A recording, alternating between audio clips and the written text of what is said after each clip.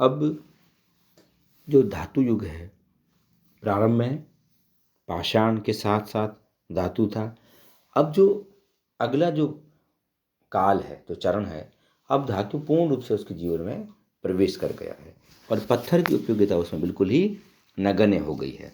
और उसमें हमें जो जो काल है, वो कालखंड, उसे जो मानव शास्त्री हैं, नृविज्ञानी हैं, उन्होंने उसे नाम दिया है ताम्र युग। तो ये जो मानव है वो ताम्र युग का मानव है। ताम्रपाषाणी संस्कृति के अतिरिक्त भारत में जो ऊपरी गंगा घाट, क्योंकि जहाँ पे नदियाँ थी वहीं पे ही सभ्यताएं पनपी, और गंगा यमुना का जो दोआब क्षेत्र है, वहाँ के कुछ स्थलों से हमें ताम्र उपकरण प्राप्त हुए हैं, जिनका संबंध ताम्रपाषाण काल से नहीं है। मतलब अब वो बिल्कुल ही पूर्ण रूप से ताम्रयुगीन सभ्यता के स्थल हैं। ये ताम्र उपकरण सर्वाधिक गंगा यमुना के दोआब क्षेत्र में मिले हैं। प्राप्त उपकरणों में प्रमुख हैं हाथ की कुल्हाड़ियाँ, मत्स्य भाले,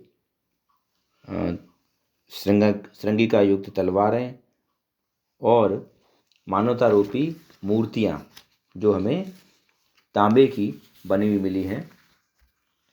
इन ताम्र उपकरणों का प्रयोग आखेट, कृषि एवं उद्योग धंधों में होता था। मतलब धीरे धीरे डेवलपमेंट हो रहा है, मानव के जीवन स्तर में सुधार हो रहा है और व्यापार वाणिज्य में भी वृद्धि हो रही है, क्योंकि अब जो उत्पादन है वो बढ़ रहा है धातु के प्रयोग से। इन उपकरणों को गंगा घाटी ताम्र निधि के नाम से पुकारा जाता है। इन उपकरणों के साथ साथ गेरुवर्णी मृदभांड एवं मिट्टी के आवास स्थल भी मिलते हैं। इनसे गंगा यमुना के दोआब में पहली बार स्थायी जीवन, कृषि और शिल्प का प्रमाण मिलता है।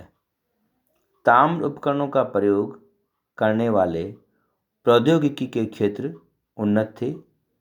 राजस्थान और बिहार से भी कुछ ताम्र उपकरण कैड्स पाए गए हैं। गंगा घाटी ताम्र नदी संभवतः 2000 से 1800 ईसा पूर्व के मध्य विकसित हुई। अनुमानतः इनका संबंध हड़प्पा संस्कृति से था।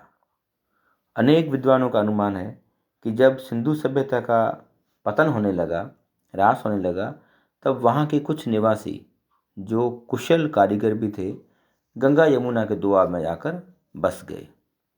यह संस्कृति शीघ्र ही समाप्त हो गई। इस संस्कृति के पतन के पश्चात करीब 1000 ईसा पूर्व से ही इस क्षेत्र में पुनः आबादी के प्रमाण मिलते हैं, जिनका संबंध उत्तर वैदिक काल से जोड़ा जाता है। और भारत में जो लोहे के प्रमाण मिले हैं, वो प्राचीनतम जो प्रमाण लोहे का है, उपयोगिता का, उसके यूज़ में आने का, वो 1000 ईसा पूर्व है। तो ये जो काल है वो लोह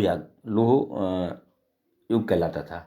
अब ताम्र और लोह युग के बीच में जो महत्वपूर्ण काल है वो है कांस्य युग, क्योंकि मानव ने अब रसायन विज्ञान के बारे में जान लिया था और उसने मिश्र धातु बनाना सीख लिया।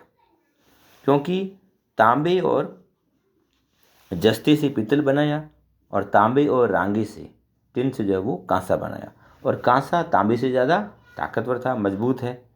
तो अब उसे लगा कि कांसा जो है वो ज़्यादा उपयोगी है, चाहे वो आभूषण में हो, चाहे वो उपकरण बनाने में हो, चाहे वो हथियार बनाने में हो।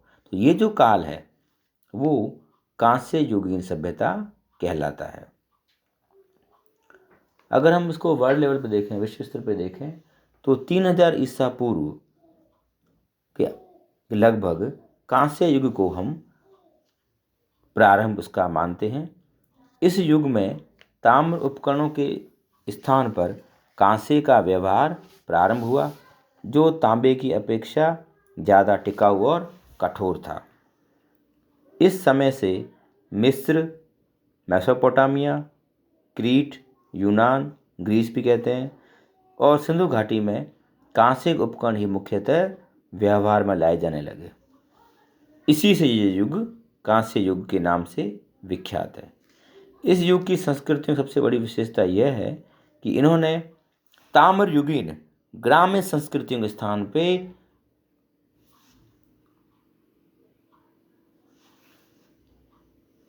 जो शहरी सभ्यता है, जो शहर है, उनकी स्थापना की। कांसे के उपकरणों की सहायता से अब अतिरिक्त उत्पादन बढ़ा, जिसके आधार पर अनेक शिल्पों एवं व्यवसायों तथा व्यापार वाणिज्य का विकास हुआ।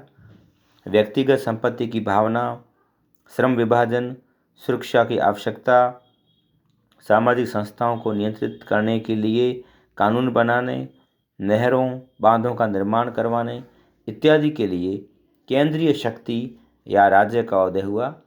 इसी युग में लिपि, कला, व्यापारी वर्ग, पुरोहित का भी उदय हुआ।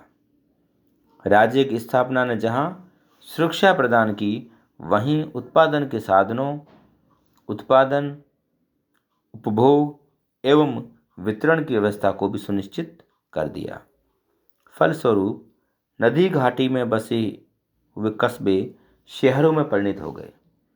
भारत में इसी युग में हड़प्पा सभ्यता संस्कृति या सिंधु घाटी सभ्यता का उदय और विकास हुआ। और जो कार्बन डेटिंग पद्धति है, उसमें इसको हम 2250 से 1750 के बीच में इसको हम मानते हैं। इसमें बहुत ही विस्तृत सभ्यता का उदय और विकास हुआ, जो वर्तमान में उसका अधिकांश भाग प्रारंभ में जब खुदाई तब लगा जैसे पाकिस्तान, लेकिन अब जो पूरे उत्तरी भारत में भी इसके विभिन्न हमें केंद्र मिले हैं।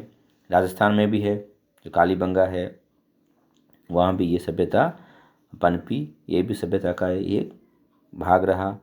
गुजरात में लोथल है, हरियाणा में बनवाली है। इस तरह से जो अनेक स्तर में भी भारत में भी प्राप्त हुए हैं।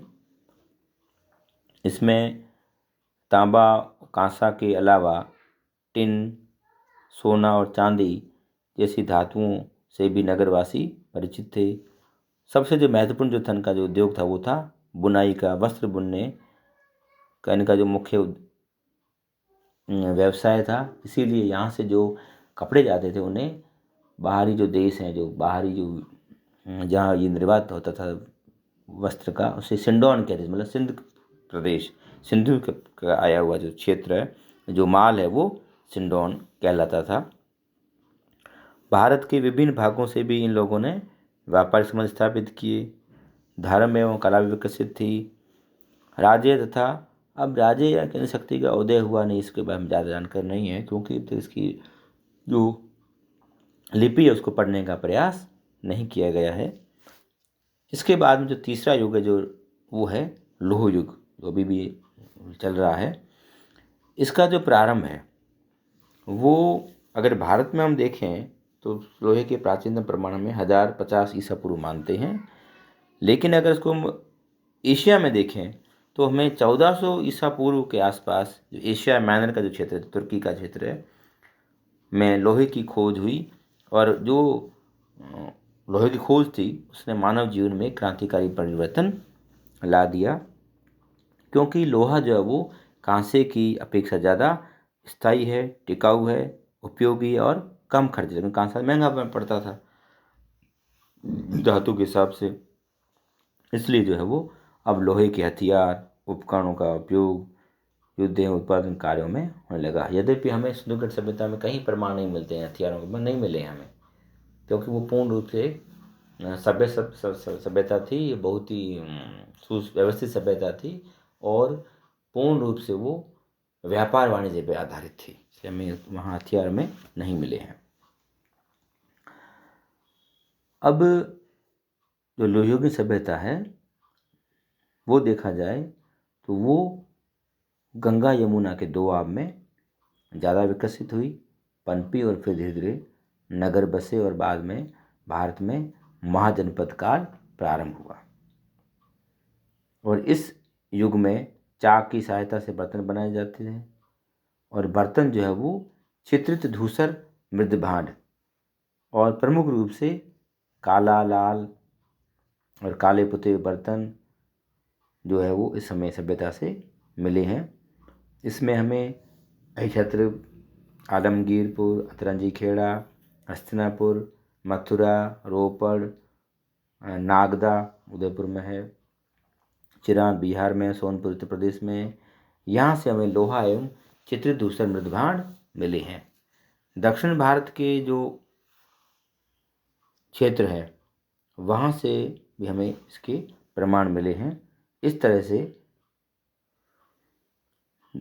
जो मानव सभ्यता है वो प्रारंभ में पाषाण काल को उसने उपयोग में लाया और बाद में धीरे धीरे डेवलपमेंट होता गया, धातु की खोज होती गई, धातु की उपयोगिता बढ़ चली गई और यह वो लौह युग का भी प्रारंभ हुआ और वो भी चल रहा है, स्टील भी आ गया है उसमें।